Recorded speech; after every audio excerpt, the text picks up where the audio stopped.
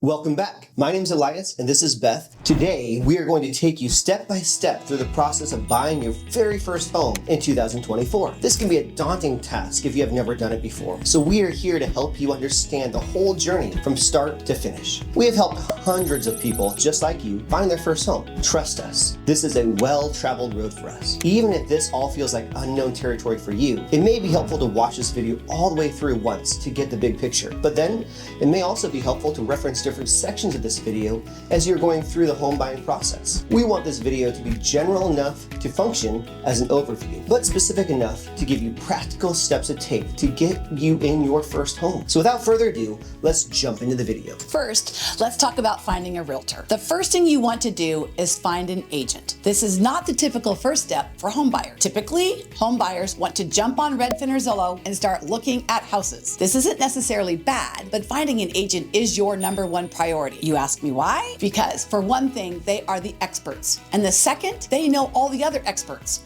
Finding a good agent will take the scary home buying process and turn it into an exciting journey. It will also connect you to a huge database of people who will help you in your home buying journey. It's as true in real estate as anywhere else. It's not about what you know, but who you know. If you're already working with Elias and I at Goal Line Real Estate, these things that we're about to mention are the absolute standards you should expect from us. So what should you look for in an agent? We recommend 3 things: expertise, resources, and reviews. You want an agent who doesn't just make you feel good about buying a home.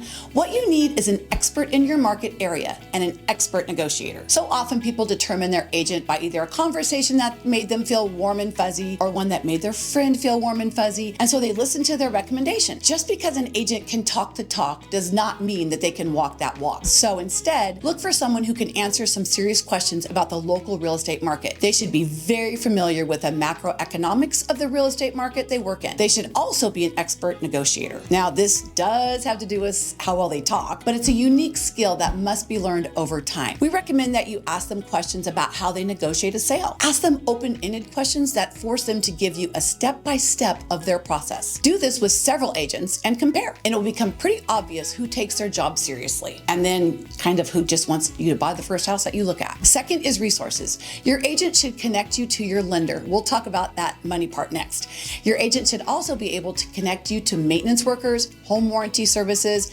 insurance and utility brokers, and much more. As you can see, there are a lot of people to track down when buying your first home. Let the agent do all that for you. That's what we are here for. Third is, of course, reviews. Never underestimate the power of a Google search. Yes, word of mouth referrals are also good, but Google and other online reviews have a unique benefit. The only time someone bothers to review an agent online is when they've had a horrible experience or a fantastic one. No one blasts a review in Google because their experience was simply average. So you can read through comments and you can see what it is about the agent that people talked about, that they liked, that they disliked. And if you can determine if those reasons are logical or if the customer is actually the one being unreasonable, finding an agent isn't what you do after you've found the home of your dreams. There is so much more to home buying than scrolling Zillow. That's why we are here to help you with every step of the way, starting with getting pre-approved. Elias, can you tell us all about that? Yes, I sure can. So let's talk the pre-approval process. We're ready.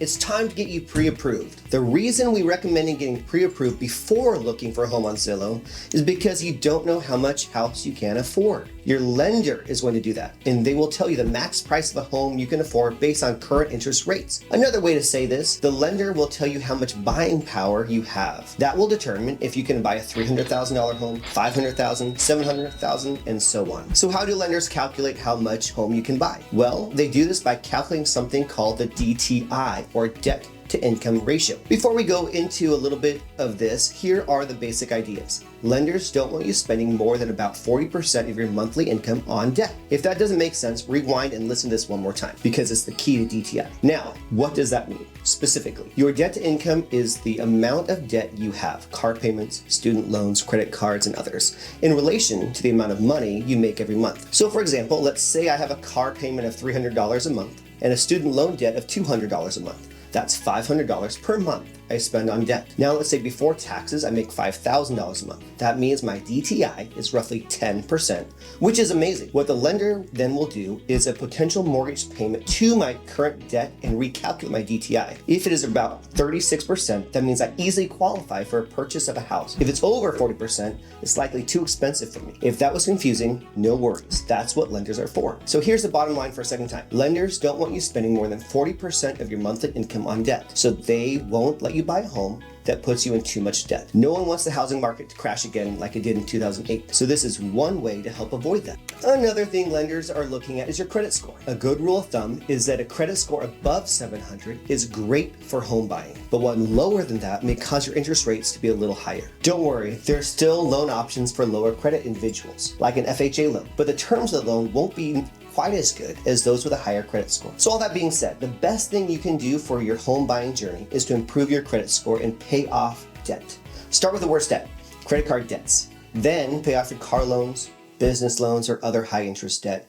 And then lastly, pay off lower interest debts like student loan debts. You will be shocked and amazed at how much this will help you buy a home and how much it will simply improve your quality of life. So what kind of lenders should you look for? The age-old question, should I shop around for lenders? Our recommendation is to find a lender you trust and then stick with them. Staying loyal to a lender will often bring you far more benefits than shopping around yourself. And why do we say this? Good lenders are already shopping around for you, trying to find the best rates. So for the most part, they are going to do a far better job than you. Also, lenders know how to be much more creative with financing options. They will be the ones who know if you should get an FHA loan, conventional loan, VA loan, or another loan product. Whether you should put 3.5%, 5, 10, or even 20% down in your house, or whether you should use down payment assistance. It makes much more sense to find one lender who is good at their job, and they will shop around for you and get you the best rates for the current market. Before moving on to the next section, we need to discuss upfront costs of buying a home. For first-time home buyers, you can put as little as 3.5% down for your home. And this is great. That means a $300,000 home, you will only need $10,500 as a down payment. However, this does not include the costs specifically for closing, a hefty fee that surprises so many people. Closing costs include everything related to the lender and title company fees, which are separate from your down payment. A good rule of thumb is to think of your closing costs as 2%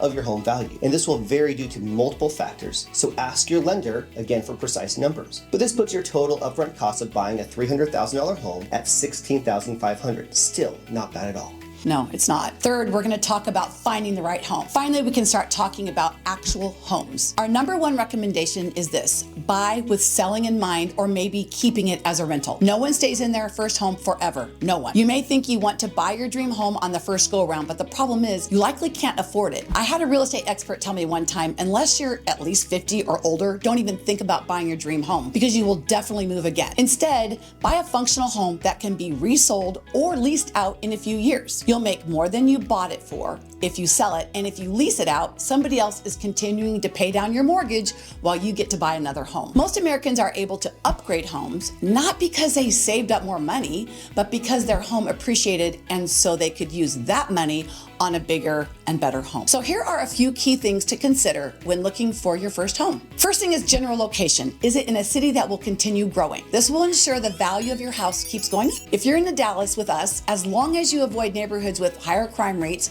you won't have any problems with this. Almost everything in Dallas is appreciating because so many people are moving here. Specific location. So think about, is it on a major highway? Not the greatest resale value. Is it in a dangerous part of town? Also not good. Is it in a good school district? Great resale value. Is there a Chick-fil-A nearby? Best resale value ever. On the home type, do you want a single family home, a condo, or a townhome? Single family homes are more expensive, but they offer more privacy and no shared walls. Home condition. If you're willing to buy a home that is not completely updated and renovated, you will get more house for your money. While you live there, you have the opportunity to update the floors, the cabinets, the bathrooms, and increase the resale value even more. If that sounds exhausting to you, no worries. You can absolutely buy a newly renovated house, but just know you will pay a premium for that.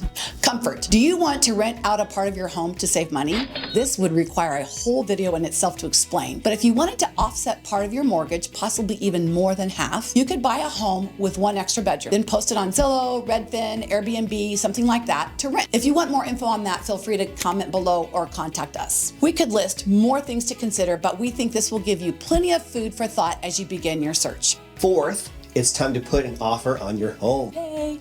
You are pre-approved for a loan. You've picked the right city and the neighborhood, and you found a home that you want to live in. Well done. Awesome. Now, it is the time for you to have your agent write an offer and submit it to the sellers. But what goes into an offer? Here are the following components to a general offer. Number one is offer price. You don't have to offer what they listed the home for. You can decide what you think the home is worth with the help of your agent to run comps. Number two, earnest money. You will pledge an earnest money deposit that basically shows the seller how serious you are about buying the home. On a typical contract, this is refundable to you if you terminate the contract based on one of the reasons in the contract. Now, it is possible to lose your earnest money without proper cause to terminate the contract. It's normal to put about 1% down for earnest money. Number three is option period length. You will determine how long you want the option period to be. Typically, buyers can show how serious they are about buying a home by submitting a shorter option period for more money, or even skipping it. However, we recommend an option period of at least 4 to 6 days to make sure you have time for your inspections and appraisals. And any negotiating, obviously, it needs to be done during that time. More on this in step 5. Number 4 is down payment. You will specify the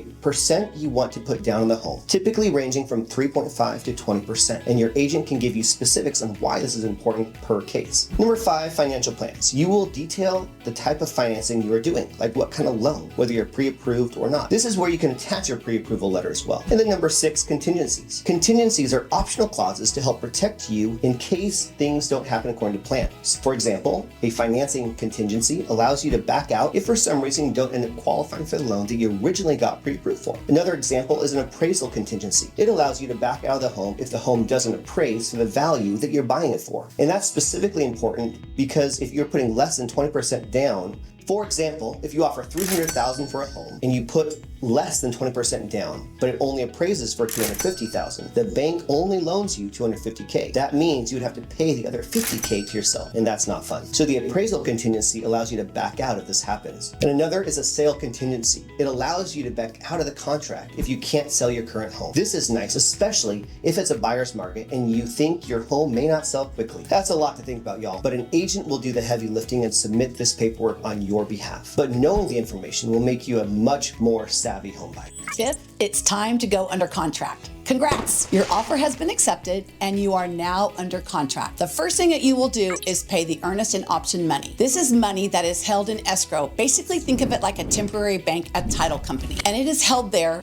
for the specific sale of the house that you're buying and will be used as part of your down payment if you close on the house. Next, there will be a series of things that need to be scheduled within the option period. And remember, that option period is 4 to 6 days probably. First, we're going to get an inspection. Your agent should know a good inspector and it will cost you around $400 to $500. Sadly, it's not cheap, but it's vital, so don't skip it. The inspector will give you all the information you need on the condition of your home. They're going to tell you about the condition of the roof, plumbing, foundation, HVAC, water damage, and anything else that could affect the condition and livability of the house that you're going to buy. It's important to get this data from the inspection because the results will allow you to negotiate the price of the home with the sellers during the option period. Are there roofing issues? You can have the seller fix it or give you seller credit for it at closing or lower the cost of the home before closing. This can be done with all sorts of issues in the home. Just because your offer had a specific price doesn't mean you can't change it when new information is presented. Remember, everything in real estate is negotiable. After the inspection or during the option period, your lender will order the appraisal, and that's dependent upon what you ask your lender to do. Appraisals, unfortunately, can cost even more than inspections depending on the size of your property. On an average home in the Metroplex, it's around $500, but it can go up to over $1,000 if the property has more land. This will be paid at closing, so it's not cash up front, but it's important to plan accordingly. An appraisal is done to determine the value of your home at any given time. One thing many people don't know is that an appraisal is only required if you put less than 20% down on a home. The bank wants to make sure that they don't loan you more money than the house is worth. However, even if you do plan to put 20% or more down on a home, it's a good idea to get it appraised. As a buyer, if the appraisal comes back lower than what you offered, this is more bargaining power to lower the amount you pay the seller. Yes, and 6, it's time to finalize financing and go to title. Congrats, you've made it through the option period and you've negotiated to make a better deal for you. So next, we have to finalize the financing with the lender. To do this, the lender has to do a few things. Unfortunately for you, you are not intimately involved in most of this, but it's still good to know what's happening. So number one, you need to get an insurance quote for the house, as this monthly payment, in rare cases, can actually affect the qualification of the loan. This quote then needs to be submitted to the lender. Number two, the lender will then submit paperwork to the underwriter to get the final approval and lock in your final interest rates. Currently, we are sitting around 7% interest rate, but it fluctuates day to day. Number three, your agent works with a title company to conduct a title search and ensure that there are no legal issues with the property. The biggest speed bump for people here is if they have not been pre-approved. It is much easier of a process if you have already been pre-approved by a lender. So if you're watching this video and you want to buy a home, just call us and we will send you a couple of our preferred lenders to get you pre-approved. It's easy to do and it will set you up for success from the very beginning. We're on number 7. It's time to close on the property.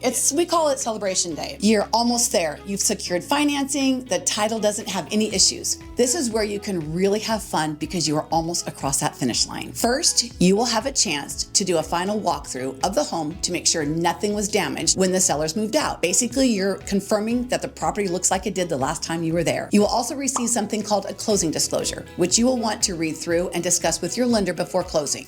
After this is all done, it's time to pay the bills. Most likely, you'll be paying by wire transfer. Please, please, please, when you get an email to wire your money to the escrow account, call your title company and make sure the email is legitimate. Wire fraud is more common today than ever before. We would hate for you to be scammed out of your down payment. So please Google the name of your title company to get the phone number and then just pick up the phone and call them to make sure that you got the email from them and that you're wiring everything to the right place. It's incredibly important. Last but not least, you get to show up to the title company office to sign documents, receive keys to the house after funding, and take pictures for Instagram to show everyone that you are now a new homeowner. Now it's time to consider post-closing details. Most people want to stop here in the home buying process, but there's still a few more things to take care of before you can sit back and relax in your new home. First, you want to set up utilities, internet, and home warranty if you're going to subscribe to one of those. In some cases, the home warranty will have already been set up for you by the title company. Utilities typically include water, electric, and gas, sometimes trash. Your agent will likely have utility brokers that can help you find the best deals on utilities and internet for your area. Next, you'll want to move in. This is all pointless if you don't physically actually move into the house. Taxes are another important thing to consider as new homeowners. Many things about a home are tax deductible, like the interest you pay on your mortgage, housing maintenance, and so much more. So make sure you keep your receipts for tax reasons. Also, since it's your primary residence, make sure you apply for homestead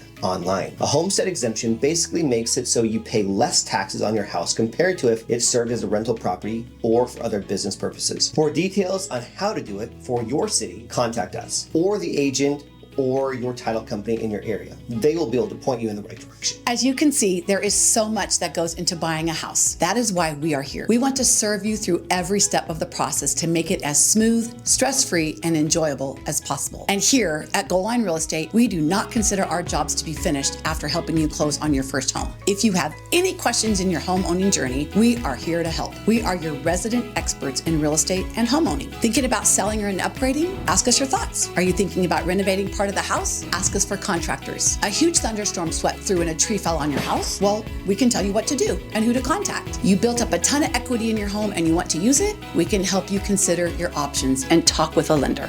We truly hope you got value out of this video. If you did, please like, comment, subscribe, and hit that bell icon to get updates on our future videos. Thanks for watching. We'll see you in the next one.